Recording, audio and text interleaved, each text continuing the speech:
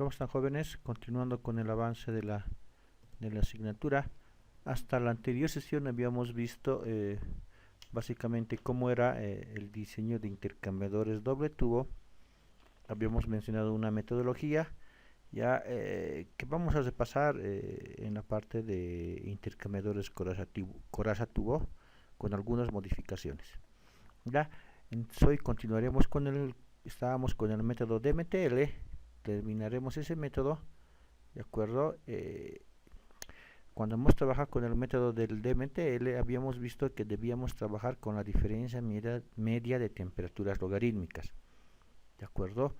Este DMTL es válido para intercambiadores doble tubo que estén en paralelo y contraflujo o contracorriente, ¿de acuerdo?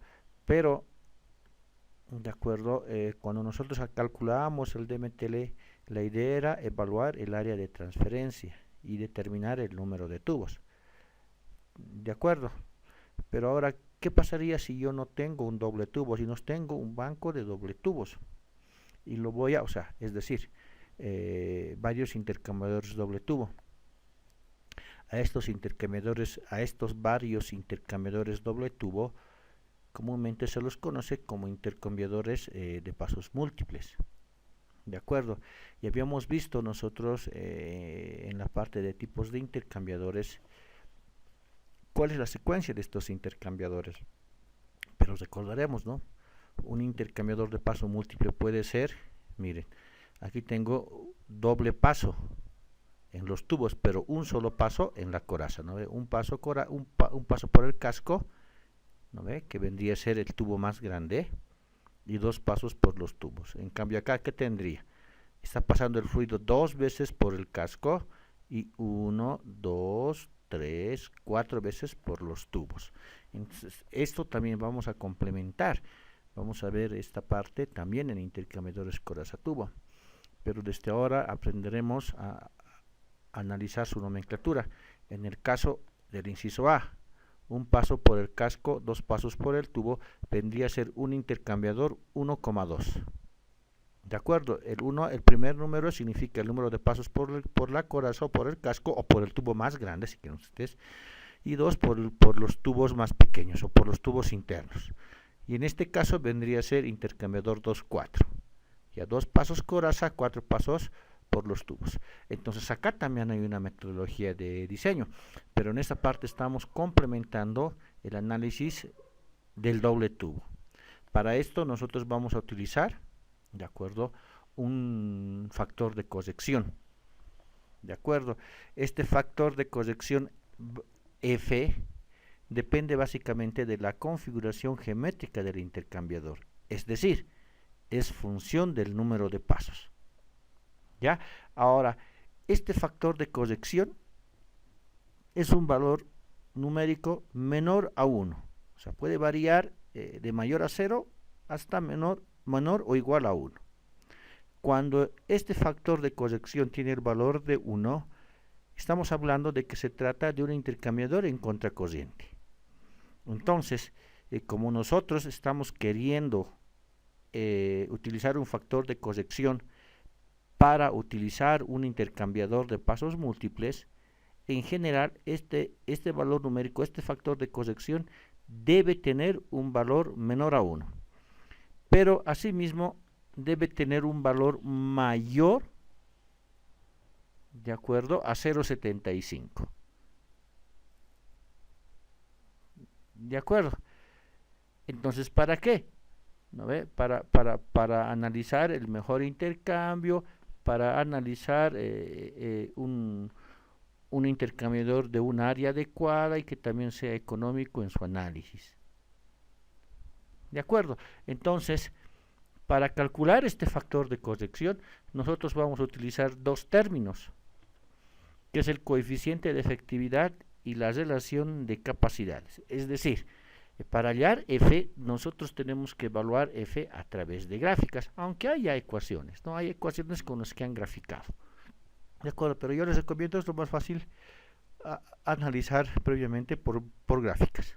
Entonces, mi coeficiente de efectividad va a estar definido como P, ¿de acuerdo? Que va a ser T2 menos T1 sobre T1 menos T1. T1 mayúscula menos T1 minúscula. ¿De acuerdo? Ahorita les indico qué significa esas T's, ¿ya? Y también en función de la relación de capacidades. ¿De acuerdo? Ahí vienen, si quieren ustedes, T1 mayúscula menos T2 mayúscula, T2 minúscula menos T1 mayúscula, o su equivalente, ¿no ve? En relación de capacidades, MC lado tubo y MC sobre MC lado casco. Entonces ya se están dando cuenta qué significa estas temperaturas, ¿no? Cuando yo esté trabajando con el T mayúscula, va a ser las temperaturas del lado casco, es decir, del tubo de mayor diámetro. Y cuando yo esté utilizando la temperatura minúscula, va a ser las temperaturas del lado tubo. Aquí ya no me está interesando si es caliente o si es frío. ¿No ve? Estamos siendo claros con eso. Temperatura mayúscula en este caso es la temperatura del lado casco, sea frío o sea caliente. T minúscula, la temperatura del lado frío, sea fluido caliente o sea fluido frío. ¿De acuerdo? Y nosotros lo único que tenemos que hacer es entrar en gráficas. Entramos a gráficas y estas gráficas están en función del número de pasos que nosotros necesitamos. ¿De acuerdo? Entonces, ¿cuál es lo ideal? Que nuestro valor, que nosotros haríamos del factor de corrección al intersectar estos valores, ya estén sea mayor a 0,75 y menor a 0 a 1. Menor a 1 y mayor a 0,75. ¿De acuerdo? Ya, entonces, fíjense, se hace accesible análisis. El análisis solamente tenemos que utilizar cualquiera de las gráficas. ¿No ve? No entra en esta gráfica que es de este tipo. En este caso me está mostrando por la fotografía 2 pasos en los tubos y un paso coraza. Pero aquí me está diciendo un paso por la coraza y 2, 4, 6. Cualquier múltiplo de 2 pasos por los tubos. Entonces, puedo utilizar esta gráfica para 1, 2, 1, 4, 1, 6, 1, 8. ¿De acuerdo? Y acá abajo me está diciendo, oye, 2 pasos coraza y cualquier paso en número de tubos 2, 4, 12, múltiplo de 4, pero. Entonces si no cae acá, en la primera gráfica, yo me voy a la segunda. La idea es que mi valor está entre 0,75 y 1. ¿De acuerdo? Ya, fíjense que no es tan complicado, porque una vez que yo tengo el factor de corrección, he calculado el DMTL, automáticamente hallo el delta T. ¿De acuerdo? Tengo el delta T y puedo hallar directamente, ¿no? Esto ya no va a ser DMTL, esto se va a volver delta T corregido. ¿De acuerdo? Y directamente puedo evaluar el calor o el área de transferencia. ¿De acuerdo? Listo, con esto con esto hemos terminado la parte del método DMTL. ¿De acuerdo? Ahora vamos a ver el método NTU. ¿De acuerdo? NTU. Ahora, este método NTU se utiliza comúnmente cuando no se conocen dos temperaturas en el intercambiador de calor. Es decir, conocemos solamente las temperaturas de entrada y desconocemos las temperaturas de salida. Y decíamos nosotros que en el DMTL no se podría utilizar el método, pero yo les decía, oye, podemos hacer prueba y error y hacer una secuencia de iteraciones. ¿Ya? Pero el método más fácil para resolver es el método del NTU, que hace uso, ¿de acuerdo? Que hace uso del concepto de eficiencia de un intercambiador. ¿Ya? La eficiencia de un intercambiador lo vamos a definir como el calor real sobre el calor máximo. ¿De acuerdo? En algunos libros va a estar como N, nosotros lo vamos a tomar como, en algunos libros está como E, nosotros lo vamos a tomar como N. ¿De acuerdo? Si yo quiero evaluar, ¿no ve? El calor real, nosotros habíamos dicho que calor ganado es igual a calor perdido. ¿De acuerdo? Entonces nosotros podríamos calcular el calor real con un simple balance.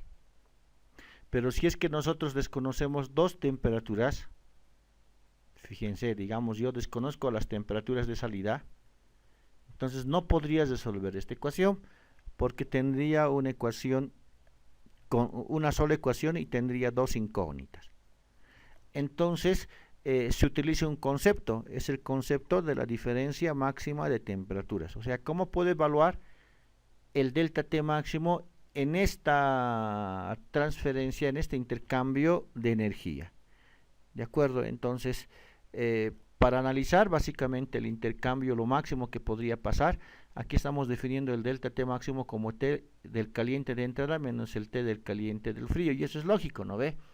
El T caliente se puede enfriar hasta la temperatura de entrada del frío. Lo máximo que puede pasar es eso.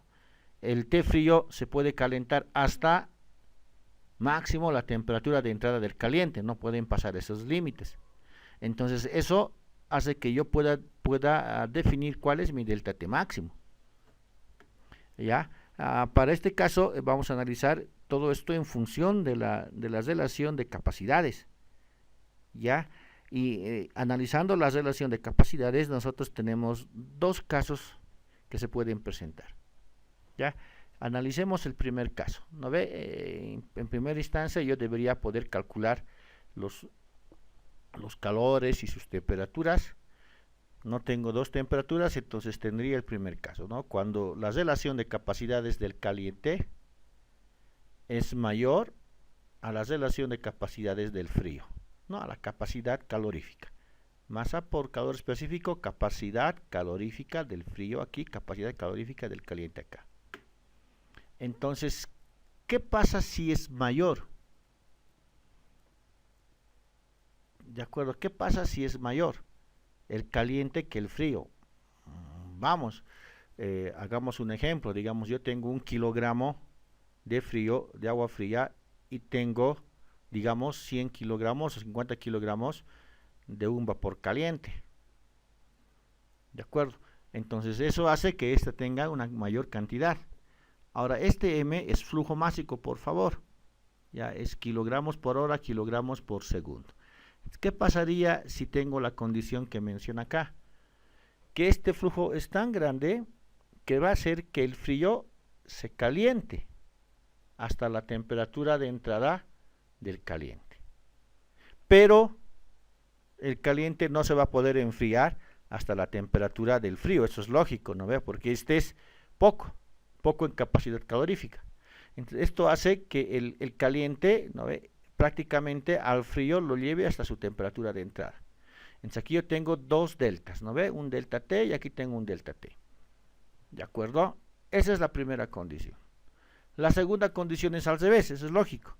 Ahora que el frío sea mayor que el caliente. ¿De acuerdo? ¿Qué va a pasar? El frío es tan grande, su capacidad calorífica, que va a hacer que el caliente se enfríe hasta su temperatura de entrada. Fíjense, estoy tratando de evaluar entre los máximos, estoy suponiendo condiciones. ¿De acuerdo? En ambos casos estoy analizando evaluar mi delta T máximo. Ya, y yo no sé hasta qué temperatura se va a calentar el frío, no sé cuál será la capacidad del caliente para calentar. Pero, como tengo ya esas condiciones, ¿qué estoy diciendo? En la condición de la capacidad del caliente mayor a la capacidad del frío, que el frío se va a calentar hasta la temperatura de entrada del caliente, porque tiene mayor flujo másico, por lo tanto mayor capacidad calorífica. Y en la otra gráfica, el inverso. Estoy diciendo que el frío tiene mayor capacidad calorífica y por ese motivo se está enfriando hasta la temperatura de entrada del frío. Por lo tanto, entonces voy a definir cómo voy a evaluar el calor máximo. El calor máximo va a ser mi delta T máximo, que puede existir, multiplicado por la capacidad calorífica mínima. ¿De acuerdo? Entonces vamos, si esto es mi capacidad máxima, en el caso A, esta es mi capacidad mínima. Este es mayor, esta es mi capacidad máxima, esto va a ser mi capacidad mínima. Yo puedo definir ahora mi Q máximo para el caso A. ¿No ve? Mi capacidad mínima por mi delta T máximo. Para el caso B, mi capacidad mínima por mi delta T máximo. Fíjense que tengo dos condiciones. ¿De acuerdo? Ahora, si utilizo el concepto de eficiencia, ¿no ve? ¿Qué tendría que evaluar. Oye, que mi eficiencia es el Q real sobre el Q máximo. Entonces, si yo reemplazo, porque ya tengo la ecuación del Q máximo, ya habíamos definido que era el Q real, entonces, ¿qué me conviene en el Q real? Dependiendo, porque este calor del Q real, este Q del frío era igual a Q del caliente. Entonces, ¿qué me conviene acá?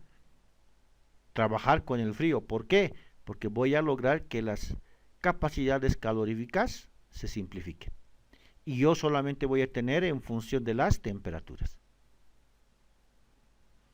Lo mismo haría para el otro caso. No, en este caso el caliente es el mínimo y mi calor real lo evalúo en función del caliente. Pero ahora ustedes analicen las ecuaciones que estamos obteniendo. Solamente relaciones de temperatura, en la que yo tengo las temperaturas de entrada y solamente podría, y mejor dicho, podría calcular la temperatura de salida. Claro, ya puedo evaluar entonces la temperatura de salida por un lado y la temperatura de entrada por el otro. Pero estos valores los podría conocer sí o sí si puedo determinar mi eficiencia. ¿De acuerdo? Entonces, la idea ahora va a ser evaluar el Q real. El Q real va a ser mi eficiencia por mi Q máximo, por cualquiera de las condiciones que yo pudiese calcular. Entonces, a partir de ahora yo ya tengo otra metodología, es cómo evalúo mi eficiencia. ¿De acuerdo? ¿Cómo evalúo mi eficiencia? La eficiencia nosotros la vamos a evaluar a través de gráficas, o si quieren que haya ecuaciones establecidas que directamente le pueden introducir a sus poderosas máquinas que tienen. ¿De acuerdo? Entonces, la eficiencia lo vamos a calcular en función del número de unidades de transferencia. ¿De acuerdo? En este número de unidades de transferencia tengo el coeficiente global de transferencia y tengo el área superficial de transferencia de calor. ¿De acuerdo? Entonces les decía, vamos a utilizar gráficas para evaluar la eficiencia. Entonces, además del NTU, yo necesito mi relación de capacidades. Ya mi capacidad mínima sobre mi capacidad máxima. Ya, entonces mi MC máximo va a ser el MC que no ha sido definido como mínimo. Es decir, yo voy a calcular directamente, tengo mi flujo másico, tengo mi calor específico, del caliente y del frío, voy a calcular su valor numérico, digamos del frío me da 40 y del caliente me da 100. Listo, ¿quién es el mínimo? 40. ¿Quién es el máximo? 100. Y ya tengo para reemplazar acá directamente en mi ecuación de relación de capacidades. ¿De acuerdo? Una vez que tengo yo el NTU y el R calculado, les decía, puedo utilizar las ecuaciones que están en los libros, o si quiero puedo utilizar gráficas. ¿De acuerdo? Entonces aquí está haciendo uso del concepto de efectividad como E. ¿De acuerdo? Entonces entro con el NTU y en mi relación de capacidad se intersecto y determino mi eficiencia. Con esto determino mi Q real. Si ya tengo el Q real, ¿no ve? Si ya tengo el Q real, ya puedo evaluar mi temperatura de salida. Si ya tengo la temperatura de salida de uno de los componentes, puedo evaluar por balance de energía la temperatura de entrada del otro componente. Entonces fíjense que prácticamente esto es tablas. ¿De acuerdo? Bueno, hasta aquí hemos visto esta parte. Cualquier consulta, por favor, no duden en realizarla. Se cuidan, hasta luego.